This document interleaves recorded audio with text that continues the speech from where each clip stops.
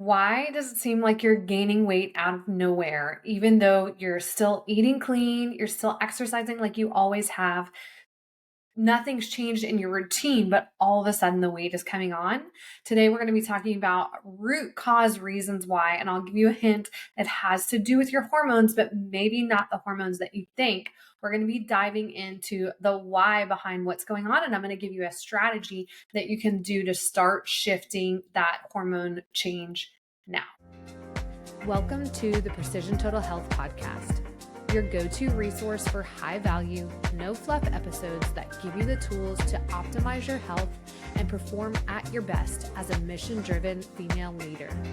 I'm Lori Aikman, former college athlete, seasoned nurse practitioner, and founder of Precision Total Health, a concierge functional medicine practice. Let's get started. Welcome to the Precision Total Health Podcast. If this is your first time listening, my name is Lori Aikman. I'm the founder of Precision Total Health. I'm a nurse practitioner and I am a functional health practitioner. And I'm here to help you understand the root cause of the symptoms that you have in your body and understand how you can start making changes today in order to get you feeling better fast. This podcast is specifically for women that are high performers, high achievers. You're already super proactive about your health. You're probably in your 40s and you want to keep feeling good, right? You don't want to feel like it's all downhill once you hit your 40s. Like my thought is our 40s, our 50s, we should be in our prime, right? That's the time where we're more confident than we were when we were in our 20s and 30s. And we want our body to match what's going on, the way we feel inside. So I just want to give you our medical disclaimer. If you are listening to this podcast, this is for informational purposes only. And I do recommend that you work with a practitioner, you work with your doctor before you make any changes. This information is not meant to be direct medical advice to you. Okay, so if you are, let's say you're mid 30s to 40s, maybe you're in or your early 50s and you are feeling this all of a sudden, this shift. I had a client recently who told me literally in a couple of months at the beginning of the year, she gained about 30 or 40 pounds. And so I'm here to tell you, if that's you and you're that high performing woman, like you're doing all the things, you're really proactive about your health. Maybe you're not perfect all the time, but you're eating healthy, you're exercising, you're moving, you're trying to get good sleep, right? You're really proactive about your health, but you're seeing these things change. I'm here to tell you today what hormonal shift is going on in your body that's causing that. And then I'm going to give you one practical strategy, literally one thing that you can start doing today. I'm going to tell you what it does to reset your hormones and how it's going to start shifting things for you fast. All right, so let's dive in. So if you are in that age range, I would say for the most part, women are in their 40s. They might hit this time where, again, everything just starts changing. Everything you've always done before. Maybe you've always been a runner. You've always been a runner. That's what you've done all your life. You eat really clean. You eat gluten-free. All those things. But now you're having all of a sudden weight gain. One thing I do want to tell you is that, so we actually have evidence that shows that when you hit about 3 to 5 years out from menopause, so the average age of menopause is 51, average. Some women are earlier, some women could go a little later, but about 3 to 5 years out from menopause, we actually have population studies that show that women's body composition actually starts shifting despite no change in diet and exercise. And it's hormonal, as you can guess, right? So we actually start gaining fat, we start losing muscle about, again, 3 to 5 years out from menopause. So if you find yourself, you're like, oh yeah, I'm mid 40s, I'm experiencing that. It is hormonal, but we're going to talk about, okay, what hormones are changing and what can you do about it? There's two key things that happen. One thing that happens even as early as our 30s is something called our growth hormone starts to decrease. So growth hormone, as it sounds, help us to grow. So when we're younger, when we're kids, right? I have small kids, their growth hormone is literally causing their body to grow. They're getting taller, seems like every day, every week sometimes. We have growth hormone as well. And when we reach like full height, our growth hormone is more responsible for our muscle, right? We need growth hormone to grow muscles and maintain our muscle. And so one of the things that happens again in our 30s, that growth hormone starts to naturally decline. And why this is important is we're not going to be able to build or maintain our muscle as easily as we were able to like in our 20s. So this is why maybe when you were in your 20s you like could eat 1200 calories and like I don't know, go do a spin class and right, you didn't really have to, it didn't maybe take as much effort. I know for me, it kind of felt like that early in my 20s, later in my 20s, things shifted. But early in my 20s, I remember thinking like, yeah, I could kind of eat whatever, exercise, and it really didn't take the strategy that it does now in my 40s. And the reason being is, again, those hormones are shifting. So we lose that growth hormone, and that growth hormone is going to make it harder to build and maintain our muscle. And you might be thinking, like, well, what's the bad thing about that? I don't want to be, a lot of women don't want to have a muscular look necessarily, but we do want muscle. We want muscle. Muscle is going to be our friend as we go into perimenopause and menopause. And one thing muscle does in particular for us when we talk about weight gain in this stage of life is that muscle helps with our insulin sensitivity. Okay. Muscle is going to help us use up our blood sugar and our insulin well. Let me explain what that is. So when we eat a piece of bread, you eat your healthy oatmeal in the morning. That's carbs, right? Carbs get broken down eventually into molecules of sugar in our blood. And that sugar has to go from in our blood to in our cell for our body to use it for energy. Well, insulin is the hormone that I always say like unlocks the door, is the key that unlocks the door that allows that sugar into the cell, right? So when we have good muscle, our insulin works a lot better. It makes sense then if we lose our growth hormone, we're not able to build or maintain that muscle as well. What can happen is we can become more insulin resistant, which means our insulin just doesn't work as well. So it'd be like, think of like a janitor's key ring, right? I always think of it this way is that if your body is putting the insulin key in the door, in the lock in the door, trying to unlock it to get the sugar into the cell. But the key is like getting stuck. It's like, okay, let me pull out another key and another key and another key.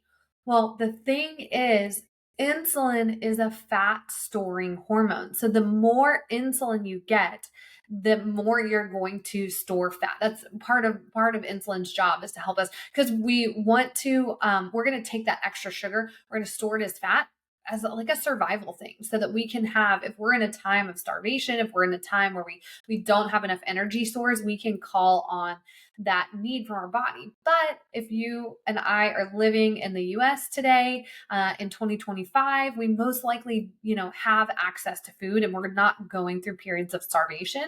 So it ends up showing up like weight gain, right? And one of the area in particular is that belly weight gain. Okay. So again, we want muscle to keep our insulin healthy so that we do not have insulin resistance. We don't have high levels of insulin that cause us to store fat. The other thing that can be changing, if we look at, okay, so the insulin and the muscle was our first hormonal change.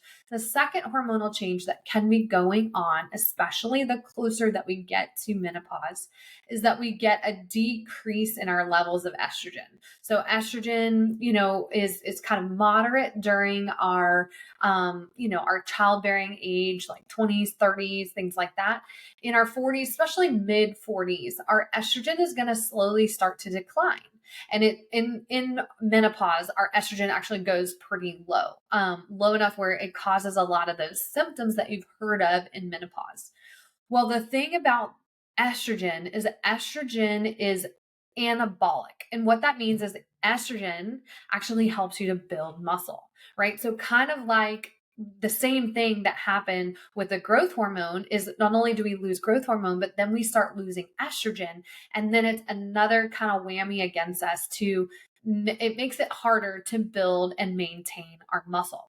So if you're at 45, 47, something like that, and you're like going, oh shoot, I need to start building muscle. Like it's okay, start now. But if you're listening to this podcast in your late 30s, your early 40s, the sooner you can start now to start building that muscle, it's going to be easier for you to, you're going to, right? You have that story. You're going to have that muscle that's going to take you into those years where it's going to be harder, versus if you get into those years and then you're trying to build muscle, it's going to be a lot harder.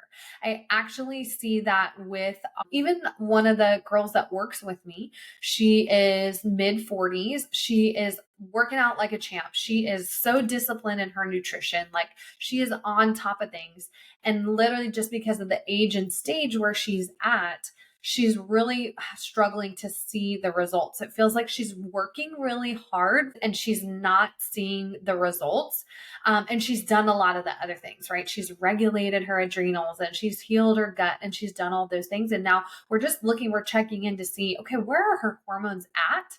And likely what I would guess is we're going to see a decline in her hormones. And that may be the next best step for her, is just to start some hormone replacement therapy so that the effort she is putting in, she can actually see the return on it, because we're just we're helping her hormones, we're optimizing her hormones. Okay.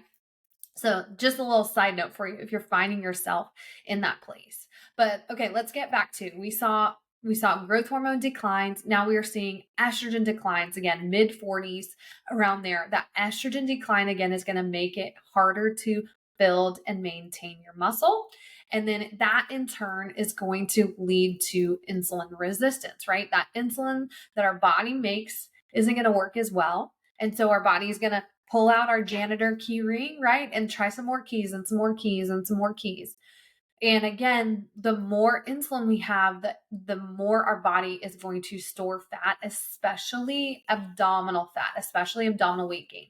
That is one thing that when we look at these population studies and those hormonal changes, something that happens again in really closer in that menopause stage. So estrogen and progesterone are going to drop. And what happens is we become androgen dominant. So our testosterone kind of takes over when we're in menopause. So if we just have testosterone in that menopausal stage, one thing testosterone and those androgens, is that what that hormone is called, is it contributes to abdominal weight gain in women. So I know it seems like, okay, we've talked about these changes, like we're just kind of screwed, but that's not the case, right? Some things that we want to do, if we look from the top, one thing that you can do, let's just say it, you can use hormone replacement therapy, right? You could get on estrogen, you could get on progesterone. You'd want to test, see where your levels are, work with a professional that can help you dial in the right dose. You want to assess your risks of things like cancer. That can be a personal conversation, and I recommend you do that based off of testing, right? So you can go on hormone replacement therapy to help. But some other things that you're going to want to do is you're going to want to fight that insulin resistance. And one thing that I literally see every woman, this is a mistake I see every woman making that we work with. I rarely see a woman actually eating enough protein. And you probably heard this, like I literally see, reels, jokes about you have to eat all the protein when you're in this stage of life, but it is so true.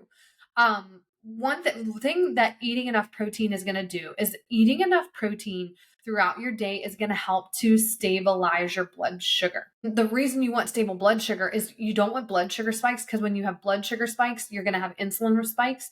And remember, insulin is going to cause us to store that fat. So we want to keep that blood sugar balanced as much as possible. And one of the ways you can do that is eating, about 30 grams of protein per meal in order to help stabilize that blood sugar. And the other thing that 30 grams of protein, why 30 grams is in particular important, is 30 grams at a dose of 30 grams. So when you're eating 30 grams of protein at a meal, it stimulates something called mTOR, which is a mechanistic target of rapamycin. Basically, that's a process in the body that helps us to build muscle. And when we get less than 30 grams, that mTOR is not actually stimulated. So again, we want to build muscle. We want to maintain that muscle. It's going to help us have a better transition into menopause, and it's going to keep us from storing fat. So eating enough protein, eating 30 grams of protein at breakfast, lunch, and dinner, right, is the one thing that you could do today that are going to help all these hormonal shifts, right? Help stabilize that blood sugar, help stimulate muscle growth, and gonna help you fight that belly fat, that abdominal weight gain that you may be experiencing in your 40s. Okay. All right.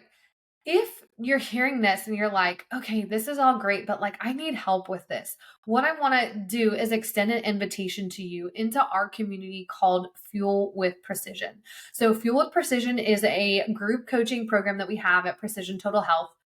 It is an 8-week coaching program where we use continuous glucose monitoring. So it's those little patches that you wear on the back of your arm that measures your blood sugar 24 hours a day, 7 days a week. So in Fuel with Precision, all of our clients are wearing those continuous glucose monitors. And the thing I love about this is it really puts you in the driver's seat, because I can sit here and tell you these things about why you should be eating protein and how you should change your diet and your exercise and all these lifestyle things. But when you actually see how things are affecting your body, it really changes the game for you. I think of one of our clients in particular. She's a really healthy eater. She was in her 60s. So outside that age range, outside the 40s age range, she was mid 60s, eats gluten-free, eats a really healthy diet, like doesn't eat sugar, is really active. And she was able to see how she actually, one, was under eating protein, how some things in her diet that are healthy were actually spiking her blood sugar. And over those 8 weeks, she lost about 6 pounds. I have to ask her how many inches she lost on her weight, but I think she's down a whole pant size on her waist just from making those changes that she was able to see directly using the continuous glucose monitor. So not only do we guide you through the blood sugar monitoring, but we're holding your hand step by step, giving you small practical things to change each week based on what you're seeing in your body. So we're talking about things like protein and other parts of your nutrition. We're talking about exercise. We're actually giving you exercise programming. So if you're like, I don't know what to do now to build, okay, I need to be building muscle, we're holding your hand and walking you through that. And you're in a community. I think that my most favorite part about Fuel with Precision is you're in a community of other women who are also going through this process at the same time. So it's great. You can actually bounce ideas off each other. Somebody might share what's working for them that you could try, to implement for you. And it's just such a great, it's such a great pro woman, community of like, hey, we're all in this together. Let's help one another. Let's all win together, right? The rising tide lifts all boats. So if this is something of interest to you, you can go to our website and check out the page for Fuel with Precision. We'll put the link below in the show notes. You can also find me on social media and just DM me the word fuel. I'm on Instagram at Lori Aikman, and you can DM me the word fuel and we will get you the link to get started. Our next round starts October 8th. So you're going to want to get in by the beginning of October so we can get all your supplies to you before we hit the ground running on October 8th. So, all right. I hope this episode was helpful for you. I'd love to hear your feedback and I'd love to see you inside Fuel with Precision.